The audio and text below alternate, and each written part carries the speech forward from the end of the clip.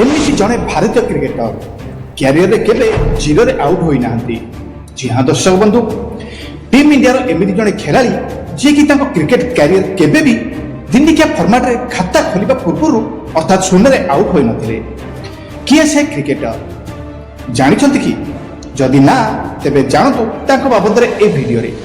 भारत भाई वर्ष वर्ष धरी क्रिकेट खेली आसुछंती से, किंतु दिनिकिया फर्माट रे तांको केही भी खाता खोलिबा पूर्व पाविलियन पठाइबारे सफल होई नथिले, जहाँकि एक विरल रेकर्ड कहले अत्युक्ति हेब नाही। एमिति सेमिति नुहे, अनेक ना भी करिछंती से। आंतर्जातिक क्रिकेट क्यारियर रे मोट 2489 रन करथिले टीम इंडिया किंवदंती क्रिकेटर, आ 2टी विकेट भी नैथिले।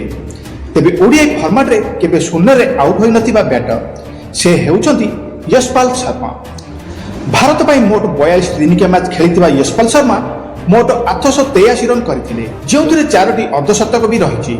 दिनिकिया रे तांकर सर्वाधिक व्यक्तिगत स्कोर हेउछि 99 रन। ओडीआई फर्माट रे 22टी मैच खेलिथिले भी केबे भी जीरो रे आउट होई नथिले यशपाल शर्मा।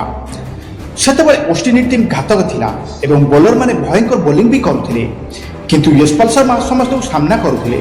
1983 मसीह रे भारत दिनिकिया विश्वकप चैंपियन होइतिला, आउ यशपाल शर्मा सेतेबेले टीम इंडिया सदस्य मध्य थिले। सेतेबेले वेस्ट इंडीज टीम विश्वर सबुठारु शक्तिशाली टीम थिला, आउ दमदार प्रदर्शन मध्य करुथिला। भारत वेस्ट इंडीज को सामना करी प्रथम थर चैंपियन होइतिला।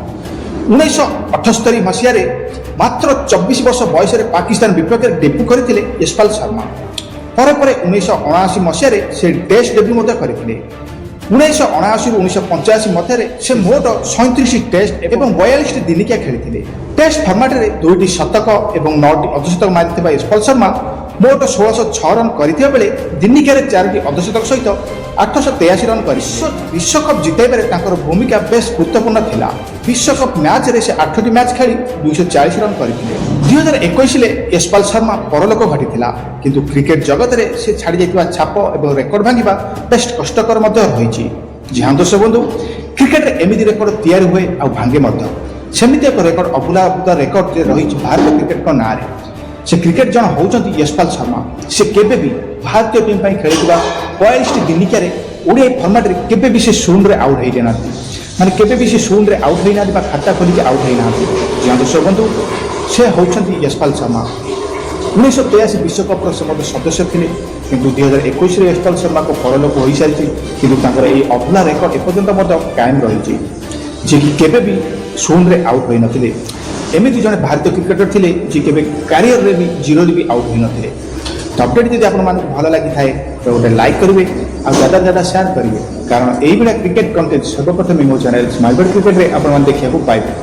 ताज पाए रहूची देखाबो काली एमते कोनो दमदार वीडियो रे। सेतबेले जाय टेक केयर, जय जगन्नाथ।